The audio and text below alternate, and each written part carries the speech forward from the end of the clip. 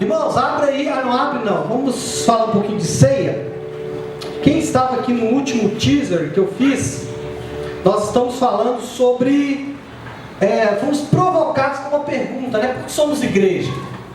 E começamos então a responder essa pergunta, estabelecendo algumas verdades. A primeira dela é que uma igreja verdadeira, ela é uma igreja que prega o evangelho da graça, da salvação pela fé mediante a graça. Salvação pela graça mediante a fé.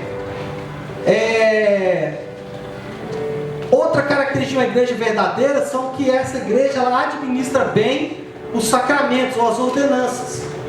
E de acordo com a palavra de Deus, nós temos duas: o batismo e a ceia. Já falamos sobre o batismo de forma bem profunda nas semanas para trás. E estamos falando de ceia. Quando falamos de ceia, nós temos que ter em mente que é uma ordem de Jesus. Jesus deixou essa ordem. E mais, ele deixou a ordem e Paulo deu anuência a essa ordem. Então lá em Mateus 26 é a ordem.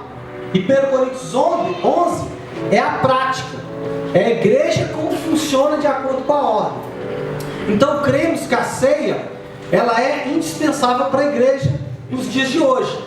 Todas as linhas do cristianismo, não pseudo-cristianismo, tá? Por que eu estou dizendo isso? É importante.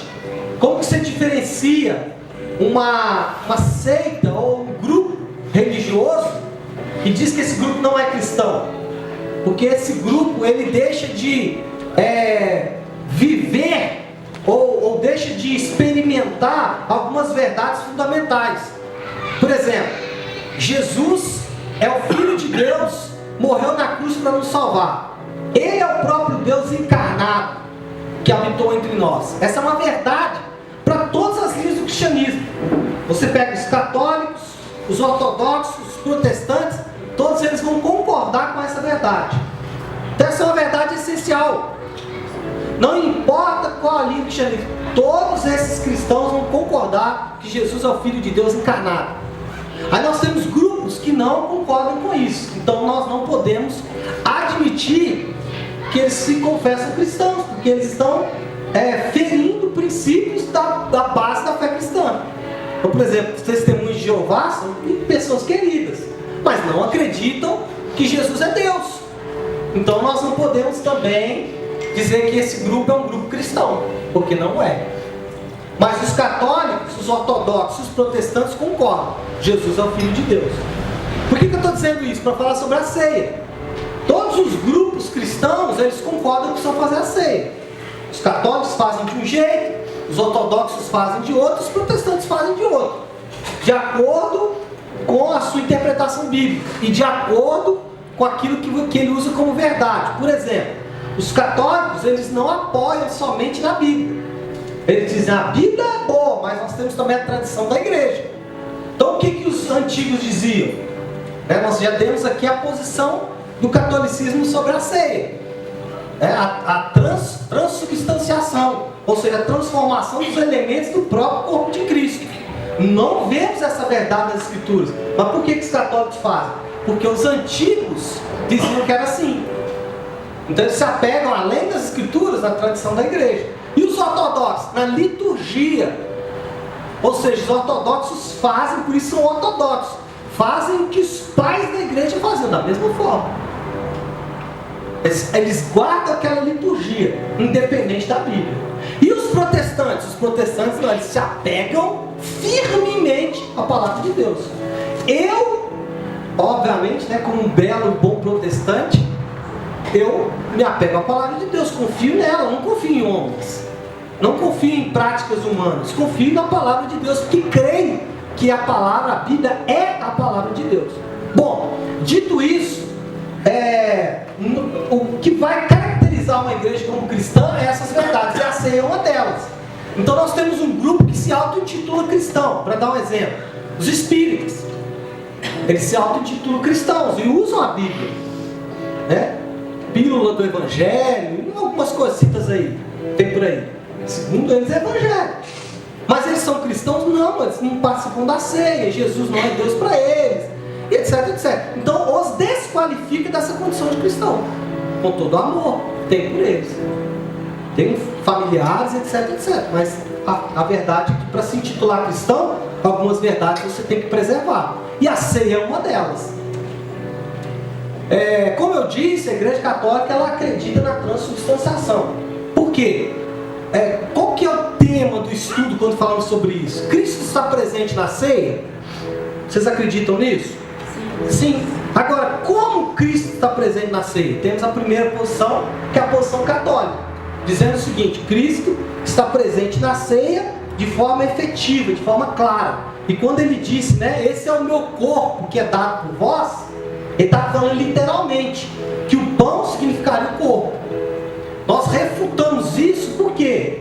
Porque Jesus ele usa várias figuras e símbolos para se referir a ele mesmo.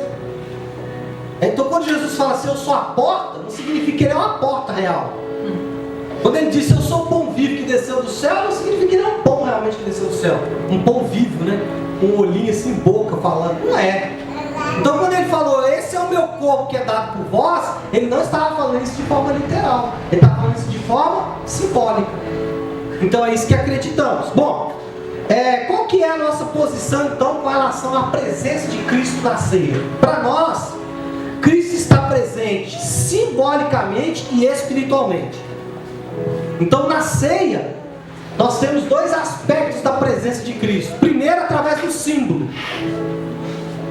Então o fato de você comer o pão e beber o cálice, ele é importante, mas é um símbolo de algo que está acontecendo espiritualmente. É interessante que até entre os próprios reformados, né, havia algumas diferenças nesse sentido, mas a grande maioria dos reformados, dos reformadores, argumentavam o seguinte: o pão e o vinho não se transformam em Cristo, nem mesmo contém o corpo e o sangue de Cristo, é apenas um símbolo. Ou seja, quando olhamos para o cálice e olhamos para o pão, eles estão simbolizando o corpo e o sangue de Cristo. Ou seja, um sinal visível do fato de que o próprio Cristo está verdadeiramente presente. Então, quando olhamos para aqueles elementos, nós estamos apenas simbolizando algo que é real. Cristo está presente. Bom, eu quero pegar aqui uma frase, né, de Calvino, das suas Institutas, que é um belo manifesto cristão. Diz o seguinte: quando se mostra o símbolo, presta atenção, Calvino falando da ceia, quando se mostra o símbolo, a própria coisa também é mostrada. Ou seja, quando mostramos ali o pão e o cálice, o corpo e o sangue, nós estamos simbolicamente mostrando que está espiritualmente presente. Não nos elementos, mas entre nós. Ele continua dizendo: devemos guardar essa regra. Sempre que vem o símbolo designado pelo Senhor, pensar e ser convencido de que a verdade do que é simbolizado certamente está presente. Então ele está argumentando o seguinte: quando você olhar para aqueles elementos, você tem que guardar uma convicção forte: Cristo está aqui presente. Cristo está aqui presente. Pois, por que o Senhor poria em vossa mão o símbolo do seu corpo, se não for para assegurar-vos de uma verdadeira participação nele?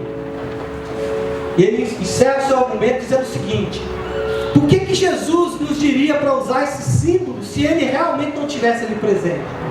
Então, o que nós temos que ter em mente, de acordo com Calvino, é: Cristo está presente no símbolo, mas principalmente espiritualmente em nós. A maioria dos cristãos, eles acrescentando ao fato de que o sangue e o pão, né, o cálice e o pão simbolizam o corpo e o sangue de Cristo, nós podemos também saber que existe uma participação especial de Deus nesse momento. Nós sentimos isso. A nossa fé baseado no que Ele fez por nós, assegure que Ele está presente. Então nós aplicamos a nossa fé. Bom, para concluir, de que maneira Cristo então está presente? Com certeza há uma presença simbólica, mas esta também é uma presença espiritual genuína nessa cerimônia. Ou seja, a ceia é simbólica, mas não só simbólica e espiritual. Amém? Só que os elementos não se transformam no corpo nem no sangue de Cristo. Glória a Deus? Glória a Deus. Bom, dito isso, daqui a pouquinho nós vamos tomar a ceia e aí nós vamos experimentar essa presença espiritual de Deus no nosso meio.